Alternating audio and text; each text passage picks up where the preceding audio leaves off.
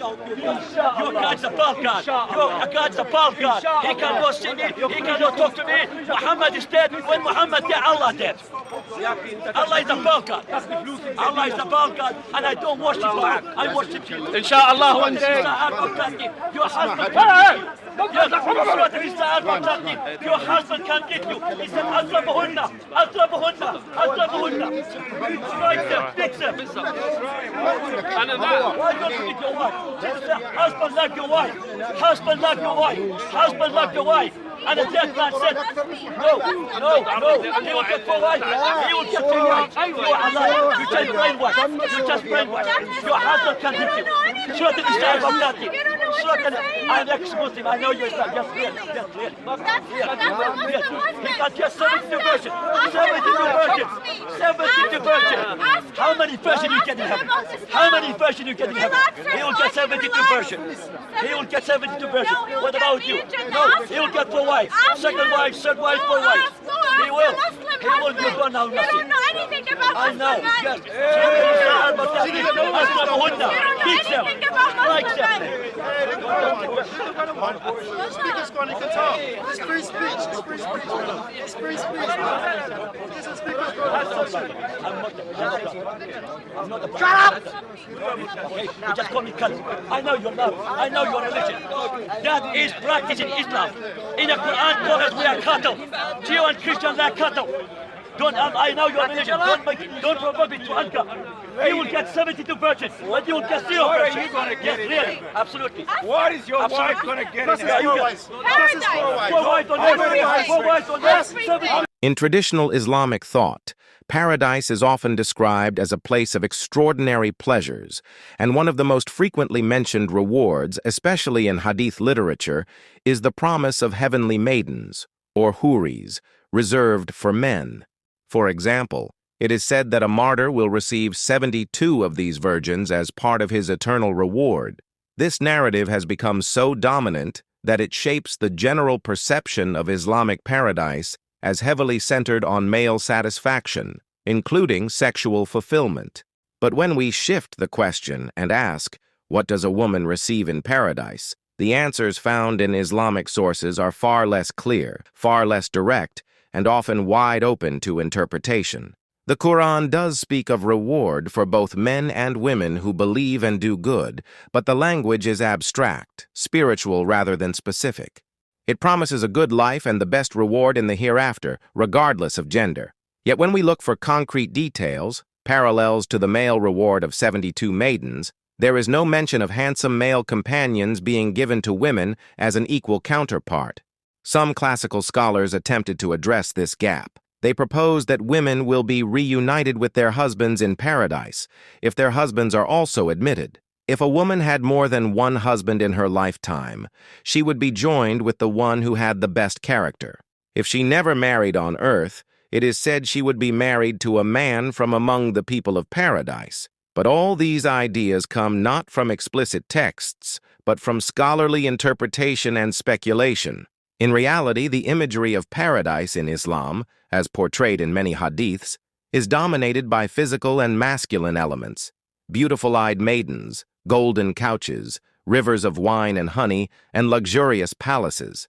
Within this system, women are often portrayed not as recipients of equal rewards, but as part of the reward for men, objects rather than equal subjects of divine favor.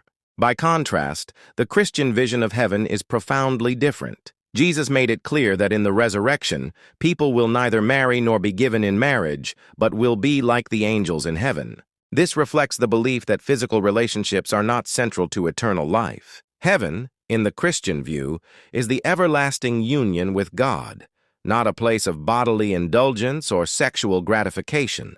In other words, Christianity sees paradise not as the fulfillment of worldly desires, but as the restoration of divine relationship. I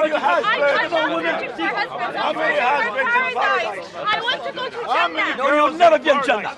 You will never be in Jannah. 72 virgins. Never.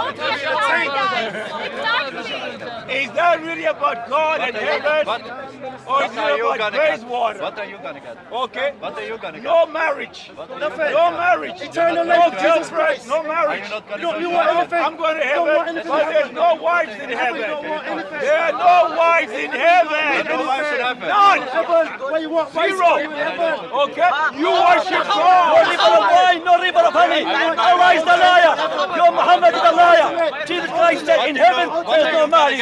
In heaven there's no sex. In heaven there's no wine. Muhammad was the physical Christ liar. You deceive man and women for money. Yeah, you do. Why Jesus said husband not your wife?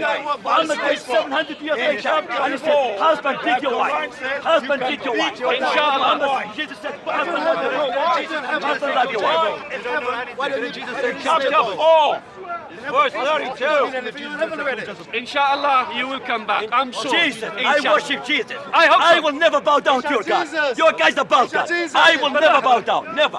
I will never bow down to your God. As long as I live, I preach one way. قال له يسوع المسيح أنا هو الطريق والحق والحياة ليس أحد يأتي إلى الأب إلا بي. مسيح ده يركب أختك. Where's تعال Muhammad? يسوع ده. Muhammad is dead. يسوع. Why is Muhammad dead? you know? And You Jesus will is worship God. alive. Did you know? You want to see you in heaven? I will never see you in Did you heaven. know? You will never come Do to you know heaven. how many children have been pedophiled by the shark, you stupid idiot? You don't know that. Thank you, Jesus Christ. In Egypt. Thank you, In Jesus. Egypt. Thank you, Lord Jesus. Thank you, No, يسوع المسيح. God says Thank you, don't. يسوع المسيح. Have a good marriage. Thank you, يسوع المسيح. When Jesus said that in the resurrection people will neither marry nor be given in marriage, but will live like the angels in heaven, he was revealing that the state of existence after resurrection is entirely different from life as we know it now. It's not merely a change of location, it's a transformation of nature. In this life, we rely on biological structures, social relationships, and physical needs. But in the life to come, all of that is left behind as humanity is lifted into a new reality, one that is entirely spiritual and divine.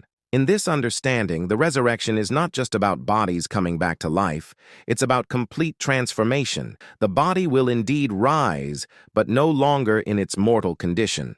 It will be changed, made incorruptible. This is the resurrection body, no longer subject to death, no longer bound by physical needs, no longer driven by earthly impulses like desire or sexual attachment. These things fall away because the soul now stands in the presence of God. And when the human person sees God, every part of their being is filled with glory and perfect love, love that surpasses all sensual experience. Marriage, which in this world serves to deepen love, extend life, and uphold community, is no longer necessary in heaven.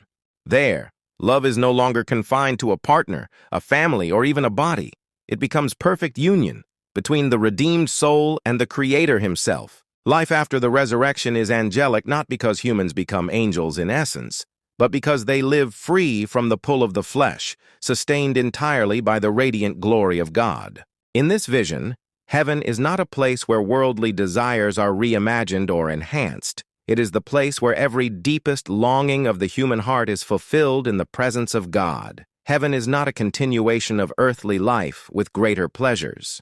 It is a new life altogether, one that the worldly mind cannot fully comprehend. There, relationships are no longer shaped by the body or desire, but by a participation in eternal and limitless love. This is what makes Jesus' statement so radical, that in heaven there is no more marriage because all earthly attachments are replaced by one perfect communion, the union with God. In heaven there is no difference between male and female, because all are united in the same light, the same love, and the same glory.